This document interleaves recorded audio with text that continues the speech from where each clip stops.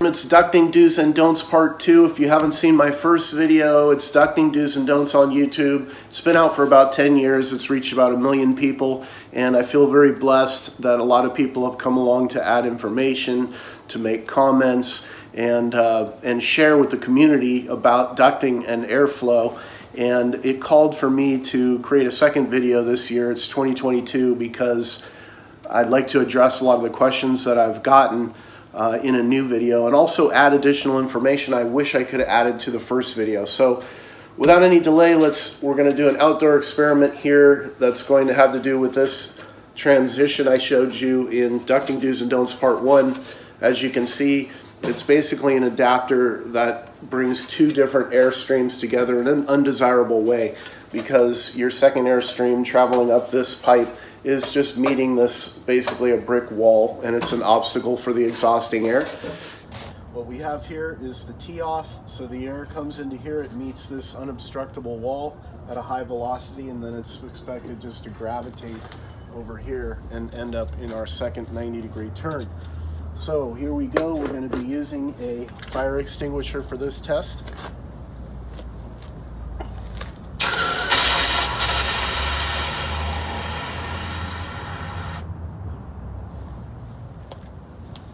As you can see with our little experiment, all of our exhausting air has backed up back into the home, and you didn't see hardly any smoke coming out this corner whatsoever. Now we're going to do this test again the second time around using the preferred 90-degree elbow to make the turn for the roof.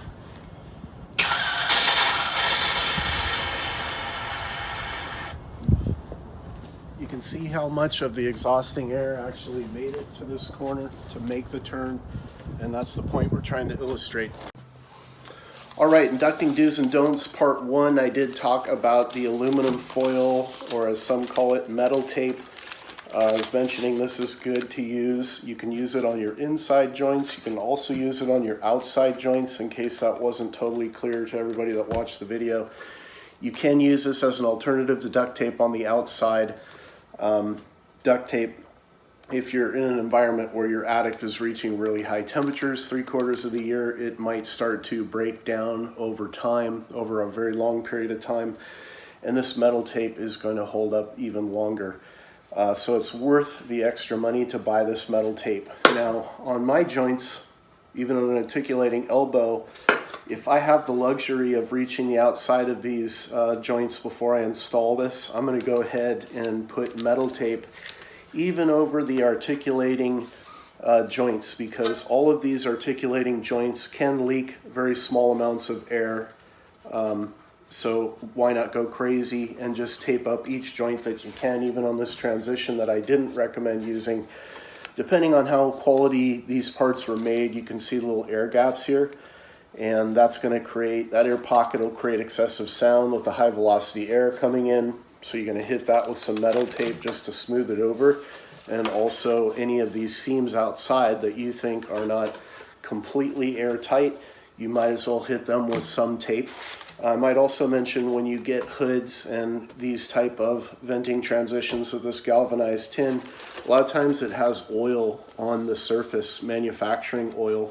And with that oil in place, you're going to find that your duct tape, or your preferable to use metal tape, is not going to stick to the surface. So I recommend using acetone.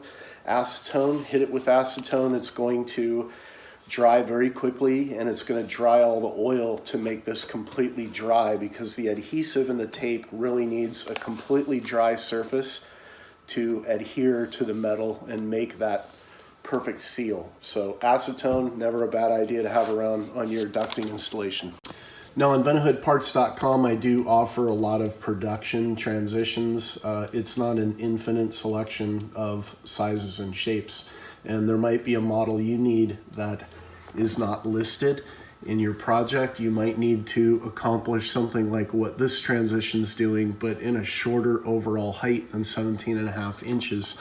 So in those scenarios, I'm going to have you Google a sheet metal fabricator in your area, and these are going to be companies that basically You could walk into their showroom, their design office, with a piece of paper, drawing out the transition that you need to make, and they're going to quote you a price to custom fabricate it. These guys are located in near every major city. HVAC guys use them on a regular basis. They can make you up a transition that may not be available as a production model for sale on a website. Here's a short video I shot in the field for a customer that'll further illustrate this. All right, so we're out here on location taking a look at a Vente hood liner that is going to be installed in this beautiful copper surround. And as you can see, I believe this one was made by a company called Copper Hood. And it is an all copper, all metal surround and a Vente hood liner going inside. One of the challenges involved with this project was we had a limited space on the top deck to work with ducting. And when you buy the Vente hood made transition, this is a VP562. It takes a 6-inch hole and an 8-inch hole, combines them into one 10-inch. Sometimes you might find, depending on your installation issues, is that you have to combine these two air streams with less height. So we're always telling customers they can go seek out a sheet metal fabricator to create a custom transition that can accomplish that same task in a shorter amount of height, or in this case, our transition just had a lean to one side, which was going to make it challenging. And so you can draw out your transition onto a piece of paper and Google a sheet metal fabricator in your area. You might want to visit one or two and get estimates, and they can create your own transition similar to Vente hood's production transitions, but they might combine these air streams at a shorter height, or you could create a custom back vent elbow to turn this air 90 degrees so it goes out a sidewall, but you still want to accomplish it using radiant corners that will keep your airflow at a maximum. So here's an example of a beautiful custom-made transition.